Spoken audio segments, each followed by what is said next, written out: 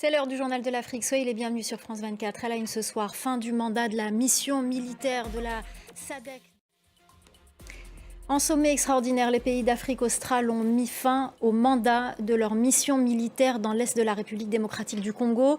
Ils ont, dans la foulée, ordonné le début d'un retrait progressif des troupes. Écoutez le président sud-africain. Et à Kinshasa, cette décision est perçue comme un aveu d'échec. La correspondance d'Aurélie Bazara-Kibangula. Le 8e sommet Union européenne-Afrique du Sud. Cela faisait 7 ans qu'il n'avait pas eu lieu. Au Cap, le président sud-africain Cyril Ramaphosa et la présidente de la Commission européenne Ursula von der Leyen ont tenu à afficher leur rapprochement. La correspondance de Caroline Dumais. Cet enlèvement au Mali, plusieurs dizaines de passagers d'un bus ont été kidnappés par des djihadistes présumés dans le centre du pays.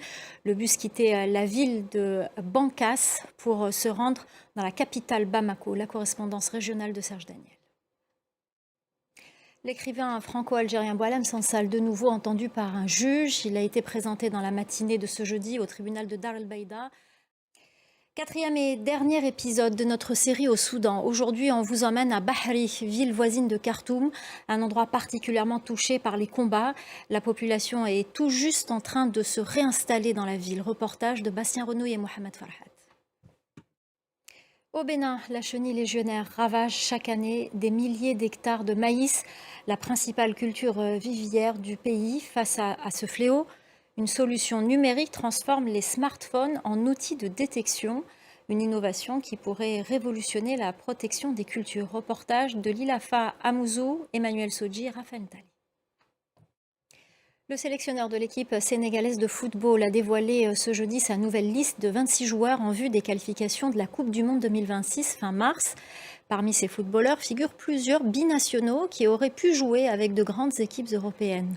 La correspondance à Dakar d'Eli Mandao.